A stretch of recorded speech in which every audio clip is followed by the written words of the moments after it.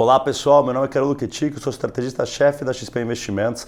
A gente está aqui hoje ao vivo no Instagram, no YouTube, para falar desse momento transformacional pelo qual o país passa após a aprovação da reforma da Previdência na Câmara ontem.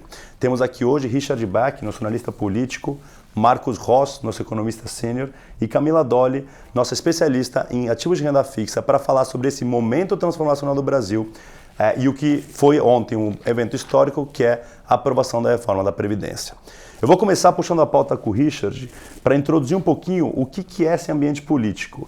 Por quê? A gente teve um semestre ali, um semestre de idas e vindas ali na interlocução, um semestre onde a gente teve momentos de tensão maior, mas conseguimos ali angariar uma votação positiva, que aprovou uma reforma da Previdência.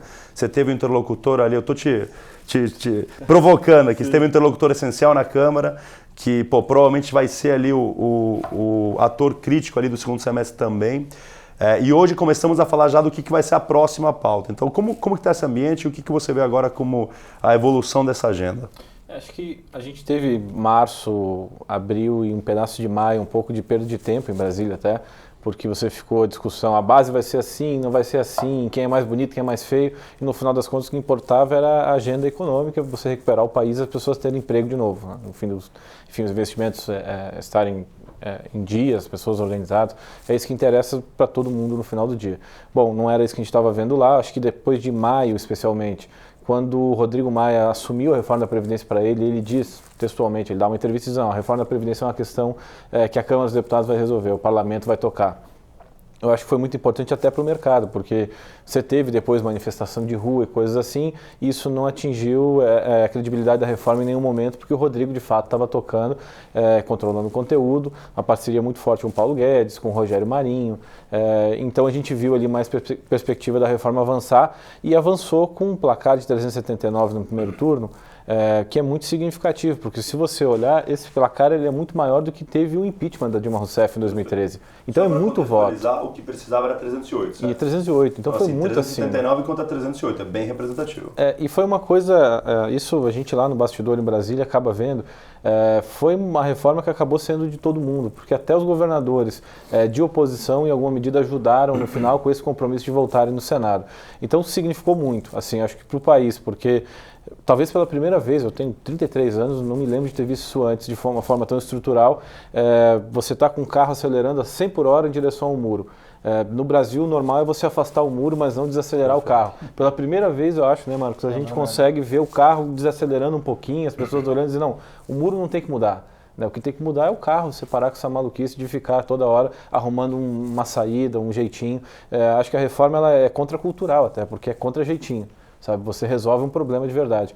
E assim, o Rodrigo, nesse processo todo, 379 votos, conduziu a reforma, tem falado mais com o presidente Bolsonaro nos últimos dias, o que é muito bom, se reuniu com Paulo Guedes, o que é muito bom, e ele é um homem-chave do segundo semestre.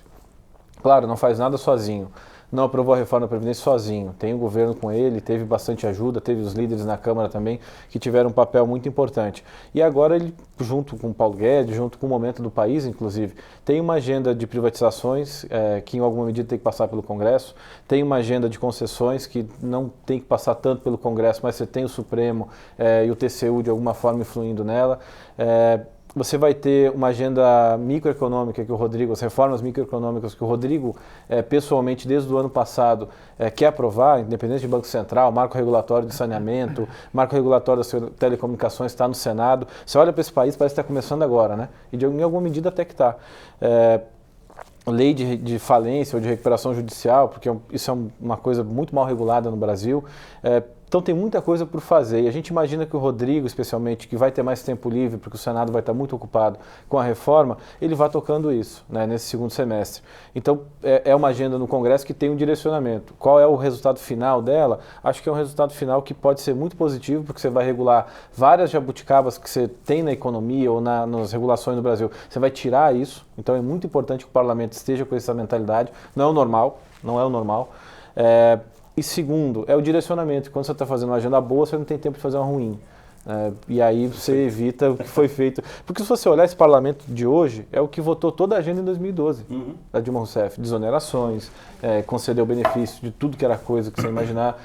Assim, é uma mudança muito grande de mindset mesmo do parlamento. E assim, e o Senado deve aprovar a reforma da Previdência com alguma alteração ou outra, no nível Mas de nada acordo. que leve de volta para a Câmara, certo? Não. O que a gente tem visto lá é um acordo sendo costurado, que mesmo que haja alterações que em tese teriam que voltar para a Câmara, você cria a PEC paralela. Eu acho que é até importante explicar isso para as pessoas, porque do jeito que está sendo colocado na imprensa, parece que vai ter uma PEC paralela desde o começo. Não é. Você vai tramitar uma PEC só, a CCJ deve levar seus 30 dias, depois o plenário deve levar mais ou menos isso também. Então a gente está com uma perspectiva de 60 dias no Senado, que é muito razoável. Tem 20 votos mapeados são contra, máximo 20, então você tem de 81, você tem uma boa gordura, você precisa de 49. E o Senado deve levar esses 60 dias e alterar o ponto dos estados, alguma coisa mais no texto, e aí no final isso volta para a Câmara, especificamente para ser votado na Câmara, o resto vira PEC, vira a reforma da Previdência, assunto encerrado. Então acho que 2019, para não ter a reforma, e é transformacional, a palavra que você usou é perfeita, não ter a reforma da Previdência aprovada, você, enfim, tem que fazer muita força para não ter ela. A tributária já é outra questão, a gente é um pouco mais reticente com a tributária, porque não porque não seja possível, mas porque a discussão está recém começando, as pessoas ainda nem sentaram ainda para discutir. Concordo. E cada um colocar o seu ponto, o que os estados querem. Tem direcionamentos muito diferentes para abordar o mesmo assunto, né? Então você vê propostas que divergem no conceito, as duas obviamente querem simplificar o processo tributário no Brasil, os dois caminhos podem ter impactos importantes, a gente vai entrar um pouco mais nisso já com o Marcos, em termos do porquê que isso é tão importante, né, que eu acho que é importante a gente explorar. Mas talvez assim, para mim o que mais nos chama atenção quando a gente pega disso para leitura para mercados, para investimentos, é que a gente teve uma guinada para uma agenda liberal que está dominando a pauta, que não está sendo perfeito na execução ali no dia a dia, né? Porque assim, se você e eu sentássemos em janeiro, a gente poderia ver um caminho adiante, onde isso ia ser muito mais suave, né, essa agenda, o dia a dia dela. Mas, apesar desse ruído ao longo do caminho, que provavelmente não vai sumir, e aí assim, eu adoraria, se você tem uma opinião diferente, eu ouvir a sua opinião, mas a gente provavelmente vai continuar vendo o ruído ali vindo da interlocução política. O que de fato está acontecendo é que a agenda econômica ela tem sido o foco no Congresso, né, tanto na Câmara quanto no Senado. O avanço dessa agenda econômica ela é transformacional para o país. A reforma da Previdência, a gente já gostaria de ouvir a opinião do Marcos ali em relação a por que ela é tão importante, por que a reforma da Previdência ela é binária para o Brasil e por que é tão importante o que vem adiante. Porque o que a gente está falando muito aqui é que a pauta agora, a reforma da Previdência, aos olhos até do mercado, foi resolvido. É isso, agora check, próximo. Próximo é a agenda. Não, parece brincadeira, mas é isso. Show, tamo junto, o PIB vai acelerar, eu já estou antecipando aqui o Marcos. Agora o próximo. Aí o próximo é a reforma tributária e a micro. Marcos, vamos dar um passo atrás. Eu queria ver sua opinião um pouco em relação à reforma tributária, né? Qual é a sua leitura da proposta que foi aprovada? Por que isso é tão importante para o Brasil? E aí o que falta? Desculpa, olha já. Você viu que eu já mudei a pauta? O Canel é um eterno otimista. Aprovamos. A bolsa já está 140 mil pontos ano que vem.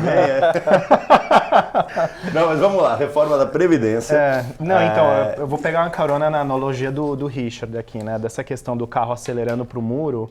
Eu acho que o carro desacelera e a gente desvia do muro. São as duas coisas, né? Porque num quadro sem reforma da Previdência, tudo mais constante, caminhando com as contas públicas da forma como elas estão, a gente estava indo para 100% do PIB em 2030 acima. Ou seja, você imagina que você deve, a sua dívida, o valor de toda a riqueza que você produz no ano. Isso é muita coisa. Quer dizer, não é só a Previdência. E só para trazer um paralelo, países que têm dívida de 100% do PIB, né, são países que têm uma situação extremamente complicada. Até a Camila pode dar sua opinião em relação a isso, que ela é nossa expert em renda fixa. Mas são países que têm uma dificuldade muito grande de emitir dívida, que não conseguem acessar os mercados, que a confiança despenca. Normalmente são países que entram em ciclos recessivos, países que passam por um cenário de inflação alta. Esse é o caminho que a gente estava indo, uma economia que ia embicar, né, que era o rumo que a gente estava no governo Dilma e virou porque a agenda foi para esse lado liberal, mas uma economia que embicava, a inflação que saía do controle e vocês conhecem essa história, foram nos anos 80 no Brasil. Então, desculpa, eu fiz um gancho só para mostrar por que o 100% é tão representativo. Não, exatamente, então agora a gente fala do quê? De uma contenção dos gastos previdenciários, isso aí vai estabilizar a dívida PIB em algum momento, né? A gente vai sair dessa rota explosiva de endividamento E para além da matemática da conta, acho que também tem o canal da expectativa, né? Porque assim, pensando no investidor estrangeiro, só para dar um exemplo, ele olha para o Brasil, vê o Brasil indo direto e reto para uma dívida de 100%, descontrole de gasto público, o papo de solvência fiscal, se existe ou não existe. Então ele fica reticente e não vem para o Brasil. Sim. Isso era a Isso vale de 3 anos atrás. Exato. E o mesmo argumento ele vale para o investidor interno, né? Ele é reticente, não sabe se isso vai parar em pé ou não. Então, esse é um canal muito importante, é o canal da expectativa. Então, a gente, na verdade, consegue equacionar duas coisas. A matemática da conta pública e o canal de expectativa, que ele começa a ser mais orientado ao crescimento, né? Assim, tem os desafios, que nem você falou, a gente tem uma pauta grande, ela está direcionada na direção correta, está apontada lá para a direção correta. A gente não sabe muito bem como ela vai evoluir, a gente acha que vai continuar evoluindo, vai ter muito desafio, mas é isso que eu acho que, de alguma forma, é o lado negativo, né? É só uma questão de, assim, estamos melhorando, mas ainda tem algumas coisas assim a serem equacionadas, né? Eu vou explorar um pouquinho esse tema ali, só para dar hoje a gente soltou 2 relatórios, um relatório que fala do Brasil adiante e o Marcos também soltou, o Marcos e a Zena, né, nosso economista-chefe, soltaram um relatório hoje da visão econômica da casa. Nessa visão a gente fala de um crescimento acelerando, certo? Então hoje, assim, só para trazer em perspectiva, o primeiro trimestre desse ano teve crescimento levemente negativo. O segundo foi positivo, mas lembrando que o segundo trimestre do ano passado teve greve dos caminhoneiros. Então, assim, é uma base difícil de comparar. O ponto é, a atividade no Brasil estava embicando de novo. Por quê? Porque essa interlocução política, principalmente no começo do ano, a incerteza em relação à aprovação da agenda trouxe aquilo que o Marcos estava trazendo da insegurança, tanto doméstica quanto estrangeira. Virando a página da Previdência, você começa a equacionar um pouco esse lado da incerteza. Obviamente tem desafios, a gente entra um pouco mais neles, mas a gente espera uma aceleração do crescimento, correto? Isso. Ainda não vai vir pelo canal do investimento, porque ainda vai ter uma certa demora até a normalização das expectativas acontecerem. O que a gente vê, na verdade, é uma retomada por consumo. Tem algumas medidas, a gente vê até recentemente nos últimos dados econômicos, a questão do crédito voltando, né? Então, a concessão de crédito para a pessoa física, ela, na verdade, já voltou para o patamar antes crise, que estava antes da crise. Então já está acelerando bem. Para a pessoa jurídica também acelera, mas não no mesmo passo que para a pessoa física. E nessa mesma atuada, a gente vê essas medidas de liberação do fundo de garantia como um potencial catalisador, né? Assim, para além do consumo direto, existe uma possibilidade da renovação da carteira de crédito das pessoas, né? Elas reduzem endividamento e se endividam mais com juros mais baixos que estão em queda. Então isso pode de alguma forma sustentar o consumo interno e é isso que a gente vê como o primeiro canal de retomada do crescimento, né? Vai ser liderado por consumo, investimento vai voltar, a gente ainda não vê voltando muito forte porque para além do canal da confiança tem também a questão da ociosidade, né? A gente tem muita máquina parada na indústria, então antes do industrial tem que investir na planta, ele vai ter que ocupar a capacidade que está lá parada. Vai ter que voltar a ligar a máquina primeiro. Né? Perfeito. Então é isso que a gente vê no nosso relatório, a gente lançou. A gente está falando de um crescimento de 0,9% este ano, né? E 2,1% no ano que vem, né? Isso. E acho que é importante também contextualizar, que acho que eu vou puxar um gancho aqui para os investimentos, é que nesse cenário que a gente está falando aqui, a gente está falando de um cenário onde o juros fica abaixo por mais tempo do que se imagina, né? Hoje a gente teve um corte ali no mês de julho do Banco Central, um corte que levou para uma nova mínima histórica, 6%, o nível atual dos juros. Saindo desses 6% aqui, a gente espera mais 2 cortes, certo? Até o final do ano, que vai nos levar para 5%. Isso vai ser uma nova mínima histórica. E a expectativa é que a gente fique nesse 5% até o final do ano que vem, correto? Esse é um cenário também que faz toda a diferença para os investimentos. E aí por que isso faz toda a diferença para os investimentos? Então, só fazendo um paralelo, qual que era a situação 3 anos atrás? Você tinha uma taxa de juros a 14,25. O que isso te permitia? Permitia que se você quisesse ter aquele famoso 1% ao mês sem tomar muito risco, você podia. Porque você tinha uma exposição a esse 14,25 ali, potencial, por exemplo, um Tesouro Selic, que é um ativo que tem risco governo, não é risco zero, mas dentro do Brasil o menor risco que a gente tem, que você tem um risco do governo, 14,25 ajustado por imposto já te dá mais ou menos 1% ao mês. E você conseguia ter esse 1% ao mês sem ter que correr um risco de liquidez, de crédito ou de mercado, que são as 3 grandes linhas de risco que existem. Hoje isso já não existe mais. Esse Tesouro Direto Selic tem 6%. quando você abate imposto, você está falando ali de um retorno de mais ou menos 4,5%. Com uma inflação de 4%, significa que você vai ter um retorno real, que é o que realmente você tem de ganho em cima do seu dinheiro, de 0,5%. É pouco. Né? E se o juro vai para 5%, vai ficar bem mais complicado, vai ficar bem no limite ali qual que é o seu retorno real nesse cenário. Ou seja, o retorno para o investidor está ficando cada vez menor. Isso força o investidor, isso não é ruim, isso é natural, a ter que buscar opções. Quem não buscar opções vai deixar muito dinheiro na mesa, isso vai fazer muita diferença para o seu futuro. E a gente fala bastante disso e parece besteira, mas isso faz diferença para a faculdade que seus filhos podem ter, para o apartamento que você pode comprar daqui a 10, 15 anos, para a aposentadoria que você vai ter e assim por diante. Então, precisa repensar a carteira para ver como otimizar para o seu perfil, para buscar um retorno mais adequado dentro desse cenário atual, que é um cenário que tem mais desafios em termos de como chegar nesse retorno. A boa notícia é que tem opções.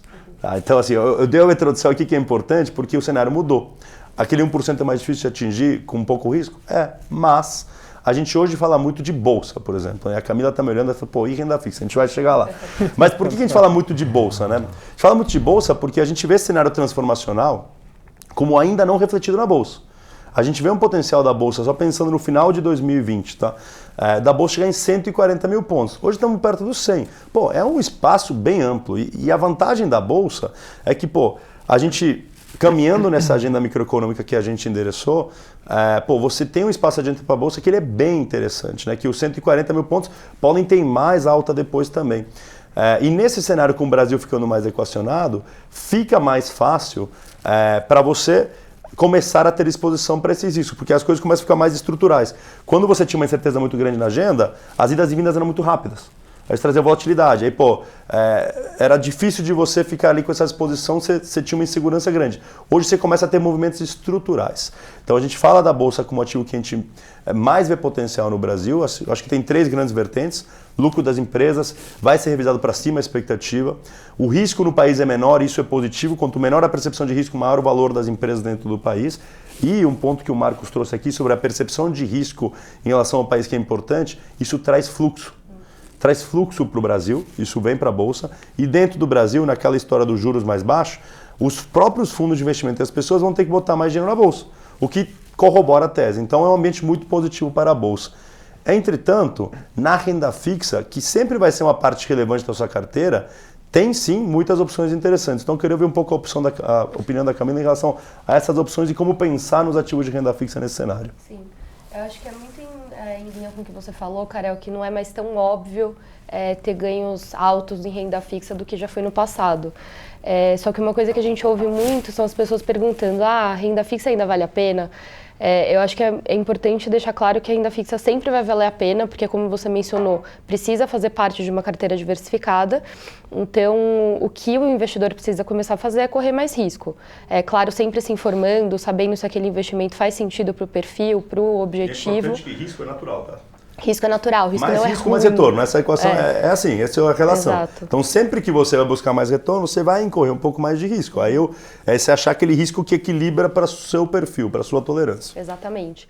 Então, em renda fixa, a gente costuma abrir em 3 partes. Então, títulos públicos, emissões bancárias e crédito privado. Então, títulos públicos tem o Tesouro Selic, que ele é o investimento mais seguro no Brasil, mas o Tesouro Direto, né, que a gente comenta bastante, tem outros investimentos que são papéis mais longos, que por isso tem um pouco mais de volatilidade e com isso você consegue rentabilidades mais altas do que seria, por exemplo, num Tesouro Selic.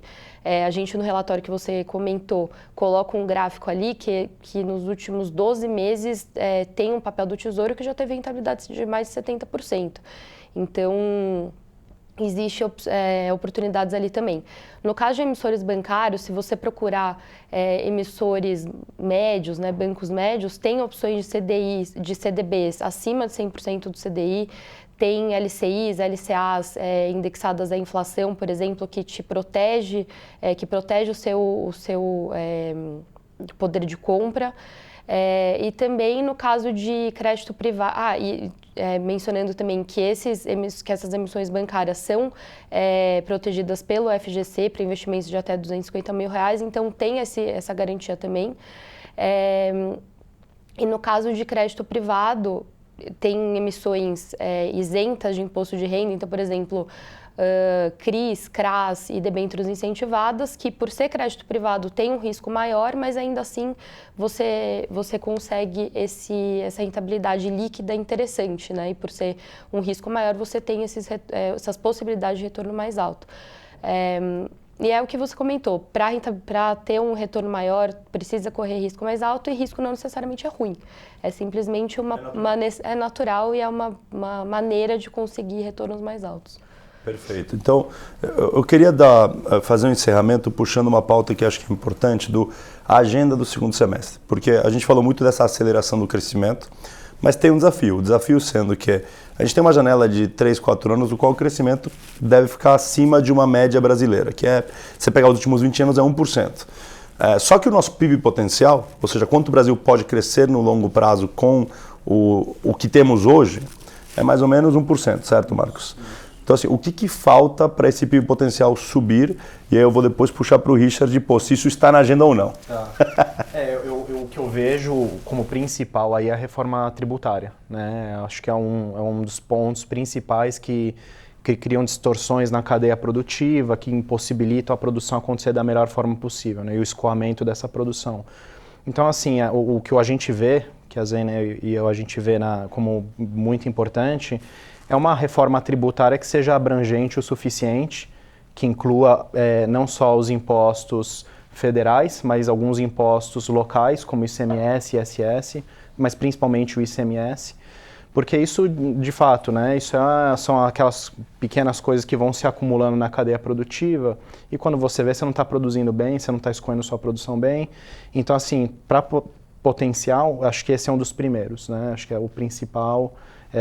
Assim, outros que não são exatamente potencial, mas que também são importantes para continuar trazendo crescimento para o Brasil, é a questão de continuar falando de fiscal, por exemplo. A gente tem 2 pontos fiscais ainda em aberto.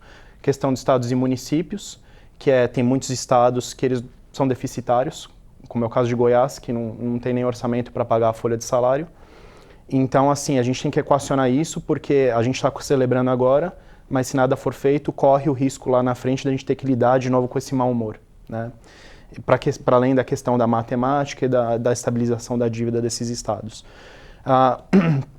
Essa é a questão dos estados e municípios, que tem o potencial de rodar numa PEC paralela, né? Essa é a boa notícia.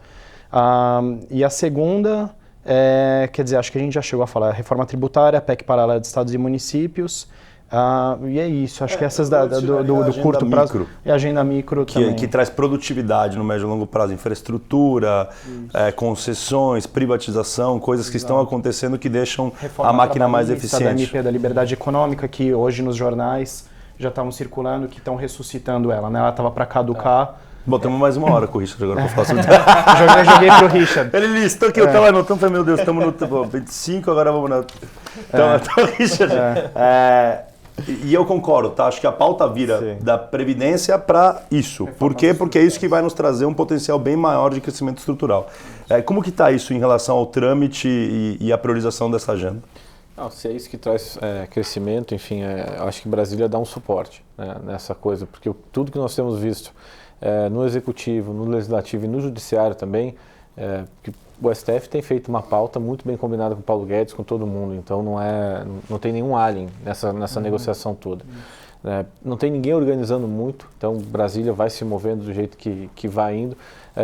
A coisa que a direção é essa. Então você vai ver concessões de infraestrutura, vai ter. O Ministério da Infraestrutura tem programa, enfim, bem definido para isso, portos, aeroportos, rodovias, o que puder conceder, enfim, trazer produtividade, trará. Pelo que nós temos visto, vai ter privatizações ali no âmbito do Ministério do Paulo Guedes ou mesmo enfim, das empresas públicas, dos bancos, das subsidiárias. De consenso político, né, e tende a avançar mais Tem rápido. uma decisão do STF até que para subsidiário, para perda de controle de empresas que não seja mãe, no caso a Caixa, você pode fazer várias coisas nas subsidiárias da Caixa, mas não na Caixa. Isso precisaria de autorização do Congresso, para subsidiárias não. Então IPO, tudo que você for fazer ali não tem a menor necessidade. E a gente tem visto um movimento em Brasília sim nesse sentido. Dessa outra agenda, claro que o Congresso sempre demora um pouco mais do que o mercado, o relógio do mercado. Isso é uma coisa que o Benny Parnes fala. O relógio do mercado está assim, o relógio de Brasília começou a rodar. Mas ainda assim é um relógio que vai indo, de novo, na mesma direção. Correta. Porque você vai ver, independência do Banco Central é algo que o mercado vai celebrar quando for aprovado. Sim, com certeza. Assim, não tem você trazer dinheiro de verdade, assim, investimento real money para o Brasil, é difícil você trazer se você não tiver a lei de recuperação judicial aprovada, que as pessoas venham aqui e dizem, não, eu vou botar dinheiro em greenfield, vou começar coisas novas no Brasil e sei que se tiver algum problema a lei me diz isso, porque hoje você tem uma regulação em São Paulo, você tem uma no Rio, você tem uma em Minas e você tem uma outra em Brasília na STJ e uma outra na STF. Isso é irrazoável. Para o país, você precisa avançar, e essa é uma agenda do Paulo Guedes, que ele está tentando negociar com o Congresso também, um pacto federativo. O Rodrigo Maia comprado nessa ideia, a gente tem visto também no Judiciário bastante gente interessada nisso, para você, de novo, não só na recuperação judicial, mas em decisões de vida, tributárias, que você não tem uma decisão no Tribunal de São Paulo, depois no TJ de São Paulo, depois no STJ, depois no STF, 4 decisões diferentes, com a possibilidade de liminares no meio disso, assim, infinitas. Então, para dar mais seriedade, assim, para você atrair investimento, acho que a agenda de Brasília está indo nesse caminho. E nesse segundo semestre a gente deve ver, sim, bastante coisa entregue nesse sentido, especialmente na micro. Na tributária é isso, ainda tem muita gente que tem que colocar muita coisa na mesa, ver o que os governadores querem, os empresários de serviços, os empresários da indústria, os empresários do comércio, o governo federal, a Câmara, o Senado, o mercado financeiro, o Banco Central. Quer dizer, tem muita gente para conversar ainda e começar a chegar numa ideia. Vai chegar? Vai, porque é a grande coisa que tem para fazer. Acho que se a gente consegue terminar esse semestre com uma ideia e talvez uma comissão especial... Já é bom demais. Acho que já é um golaço e já começa a dar um desenho. Porque assim, hoje, né, vamos nesse caminho, vamos no outro, até que ponto tem o engajamento de todos as partes envolvidas, né? Porque aqui, na sociedade é mais fácil a reforma tributária, né? Porque é bem vista. Sim. O desafio é com os agentes econômicos, com grupos de interesse, subsídio. Então tem que amarrar todas essas pontas. Se a gente consegue terminar o semestre com um desenho bem mais claro e, por exemplo, uma comissão especial já aprovada, acho que o mercado vai celebrar. Acho que sim, porque na comissão sai o desenho mais ou menos... A gente viu da Previdência. Da comissão especial sai o desenho mais ou menos final. Sai 90%. Aí falta aquele 10% final. Saiu dali, foi para o plenário da Câmara uma ideia, é razoável você imaginar que a proposta do Senado também está atendida de alguma maneira nessa comissão especial, porque senão, e o Rodrigo Maia não é inexperiente a esse ponto, não vai votar uma proposta na Câmara sem negociar com o Senado, porque depois a gente vê o que acontece com muitos projetos. Sai da Câmara, vai para o Senado, morre no Senado, sai do Senado, vai para a Câmara, morre na Câmara e não vota nunca. Não vota nunca. Então, acho que não deve acontecer isso, demora um pouco mais, a demora não é ruim, a demora é para chegar nesse ponto, não de consenso, mas de entendimento entre as casas, uma entre pauta todos os atores. Profunda, uma pauta que ainda não foi tão debatida quanto a Previdência. Exato. A Previdência tinha tido 2 anos antes do Bolsonaro chegar, já bem discutida. O Temer no meio entregou, das denúncias, no meio de tudo, a Previdência, a gente ficava olhando, o que você está fazendo? Então, a tributária ainda está no estágio mais embrionário, mas deixando ela mais evoluir nesse semestre, acho que o mercado celebra. Então, eu vou encerrar aqui passando uma mensagem que acho que é importante. Assim, a gente vem falando isso desde o final do ano passado. 2019 pode ser um ano transformacional. Isso está se provando cada vez mais verdade. A aprovação da reforma da Previdência essa semana, na nossa visão, é um marco histórico e ele vira uma página do Brasil que a gente está tentando virar há 20 anos. Isso nos traz um crescimento potencial maior, isso nos libera uma aceleração do crescimento, não resolve todos os problemas, tem uma agenda importantíssima ainda a ser endereçada, mas a boa notícia é estamos apontando na direção correta, a gente espera uma aceleração do crescimento e todo esse cenário permite que juros fiquem baixos por mais tempo do que se imagina.